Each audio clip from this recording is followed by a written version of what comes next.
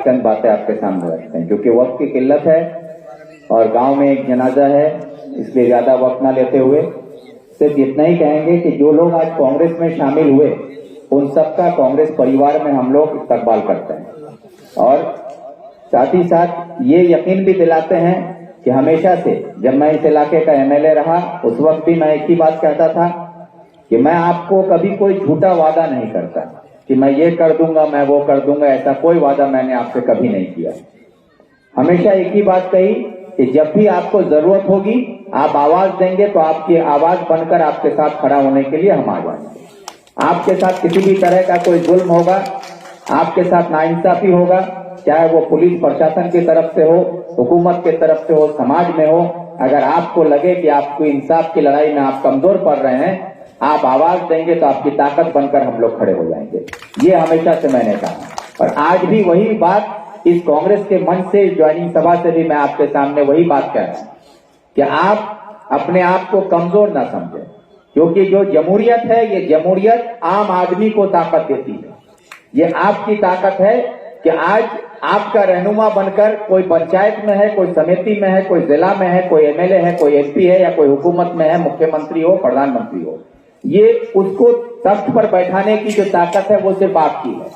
आपका एक वोट ही ये फैसला करता है कि कौन हुकूमत में रहेगा, कौन आपके पंचायत में रहेगा, कौन समिति में जाएगा, कौन जिला में जाएगा, ये आप तय करते हैं। और जमहूरियत का जो ये हक आपको दिया गया है, ये ताकत आपको दी गई है, इसके लिए करोड़ों लोगों ने कुर्बानियां दी। आज जो हम लोग इस वोट का इस्तेमाल करते हैं, ये करोड़ों लोगों की कुर्बानियों का नतीजा है कि ये हक हमको मिला है। हमारे आजादी की लड़ाई में बड़े बड़े नेता जो शहादत दिए हैं, बहुतों का नाम हम लेते हैं, बहुतों का नाम हम जानते भी नहीं।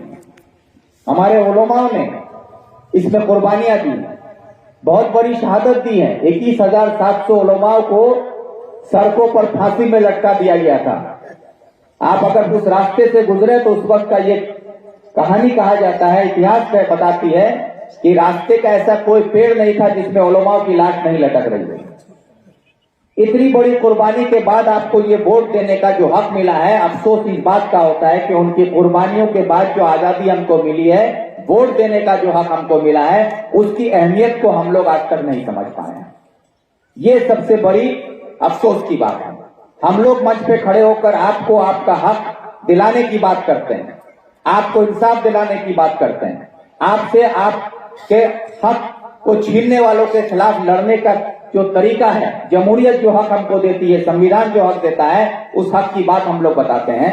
लेकिन आप लोग अपने हक को नहीं समझेंगे और अपनी ताकत को अगर नहीं पहचानेंगे तो आज जो लुटेरे के नाम पर पंचायत में, समिति में, जिला में, हुकूमत में बैठी ममता बनर्जी हो या फिरका परस्त ताकत मोदी हो, ये हमेशा हम लोगों को बांटते रहेगा और अपना उल्लू सीधा करते रहेगा, हम लोगों को लूटते रहेगा और ये लोग हमारे पैसों को लूटकर ये बड़े लोग होते जाएंगे और हम गरीब से गरीब होते जाएंगे, बदतर से बदतर हालत हमारी होती जाएगी। और ये हम लोग देखते जा रहे हैं, क्योंकि हम जब वोट आता है तब हम सही पार्टी, सही उम्मीदवार को नहीं देखते हैं, हम रिश्तेदार देखते हैं, हम कौन खर्चा कर पाएगा वो देखते हैं, केक की दुआ पावे वो देखते हैं।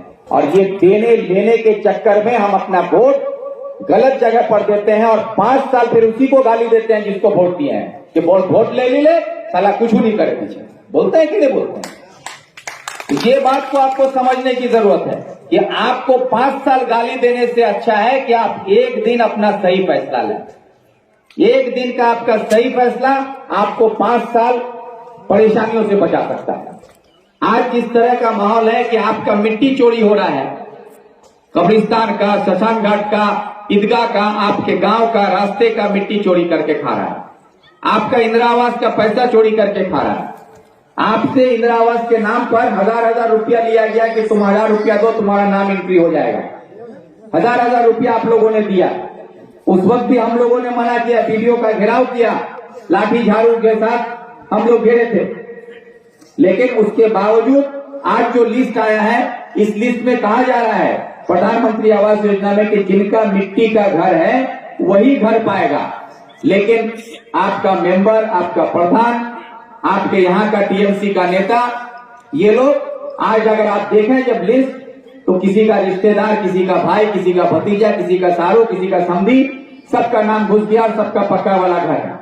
और गरीब जो मजदूर है, जिसका गरीब है, मिट्टी का घर है, प्लास्टिक टांग के रहता है, उसका नाम नहीं होगा। तो ये जो लड़ाई है, हम लोग जो यहाँ पे हैं आज कांग्रेस के इस मन से, या हिंदुस्तान में जो भारत जोड़ो यात्रा चल रहा है राहुल गांधी की लीडरशिप में, उसको अगर आप लोग गौर से सुने तो आज राहुल गांधी गरीबों की बात कर रहे हैं। आज राहुल गांधी बोलते हैं किसान मजदूर को उसका हक मिलना चाहिए। इसकी लड़ाई चल रही, इसके लिए भारत जोड़ने की बात की जा रही है।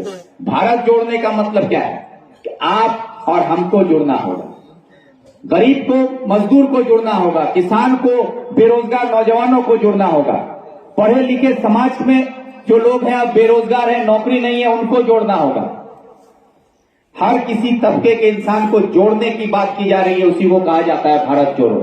और जब सब तबके के लोग जुड़ेंगे, सारे लोग जुड़ेंगे, तो भारत जुड़ेगा। तो चाहे वो मोदी हो या दीदी हो, इन जैसे लोगों को, लुटेरों को भागना पड़ेगा देश से।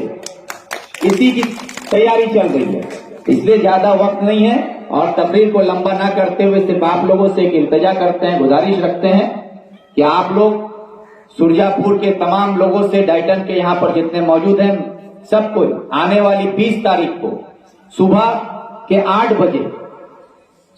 8 बजे सुरजापुर टोल से जो भारत जोड़ो यात्रा राहुल गांधी निकाले हैं, उसके समर्थन में बंगाल में सागर से पहाड़ तक का यात्रा शुरू हो चुका है, जो 28 दिसंबर से चला है और अभी मुर्शिदाबाद होते हुए मालदा घुसेगा, मालदा से होकर उत्तर दिनाजपुर आएगा। 20 तारीख को वो आपके सुरजापुर टोल में पहुंचेगा। उसमें हमारे सेंट्रल के लीडर भी रहेंगे, अधीर रंजन चौधरी भी रहेंगे और भी कुछ लीडर्स रहेंगे, हम लोग सबको ही रहेंगे। तो आप सबसे ये गुजारिश है कि ये जो सागर से पहाड़ तक का जो यात्रा है, जो भारत जोड़ो के समर्थन में निकाला गया है, इस यात्रा में आप सब, हर कोई अपने घर से, हर एक नौजवान, हर एक बड़ा बुजुर्ग सुरजापुर टोल में पहुंचकर इस यात्रा को मजबूत बनाइए। और ये यात्रा की मजबूती आपको मजबूत बनाएगी, आपके पंचायत को मजबूत बनाएगी, कांग्रेस को मजबूत बनाएगी। यही कहकर आप सबका शुक्रिया अदा करते हुए अपनी बात खत्म करते हैं। जय हिंद, वंदे मातरम।